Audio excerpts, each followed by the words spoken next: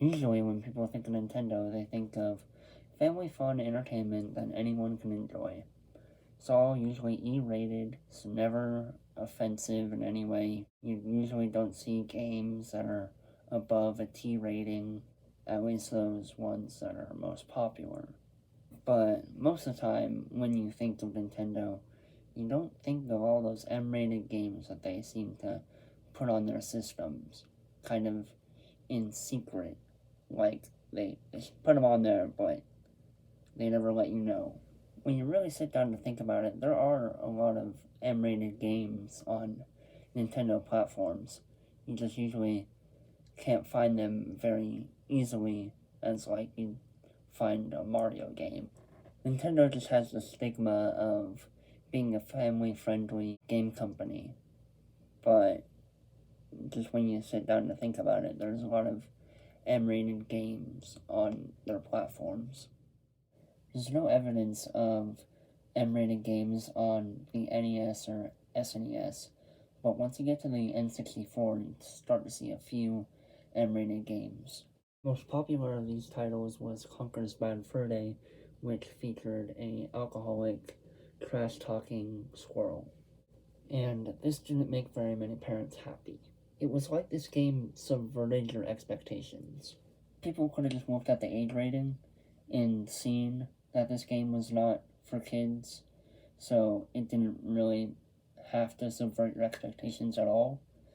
But if people just looked at the M-rated game as it was on the box, they would have seen that this wasn't made for kids and shouldn't be played by kids.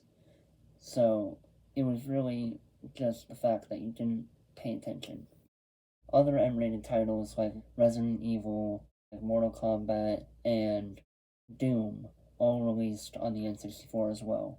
Nowadays, since violent video games are so mainstream, people very quickly look at age ratings. This apparently just wasn't how it was back in the day. They just thought that everything was made for everybody and anyone can play anything, when really that wasn't the case. Once you hit the GameCube era, where Nintendo started looking into working with third parties, you saw a ton of M-rated games make it over to the GameCube. You had games like Resident Evil and Mortal Kombat, then you had other games like Metal Gear Solid and Tom Clancy games make it onto the GameCube. There were probably a few hundred others, but those were the main ones. This was when Nintendo kind of branched out into tons of other M-rated franchises and put them on their consoles. Feels like once you hit the Wii, which was really marketed toward being family friendly and anybody can play it, that's when you really saw a big dip in M-rated titles on Nintendo platforms. The only M-rated franchises of note on that platform were Resident Evil and Call of Duty. I never understood why they decided to put Call of Duty on the Nintendo Wii, but to each their own, I guess. The DS had a few M-rated games, but it was a very slim library at that point. There was DS versions of every mainline Call of Duty that came out on the Xbox 360 or PS3, and then there was that one GTA game, and that was pretty much all that came out for that console. The 3DS had a few M-rated games.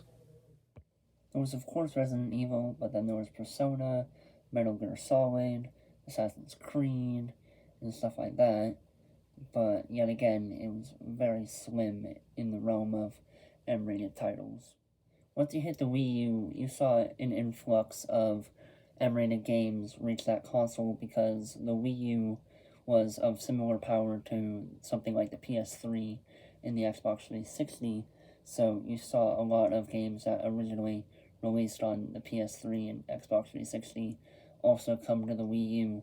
You saw games like Assassin's Creed, Watch Dogs, Mass Effect, and Devil's Third all make their way to the Wii U after originally coming out on Xbox 360 and PS3. And that still couldn't save the Wii U.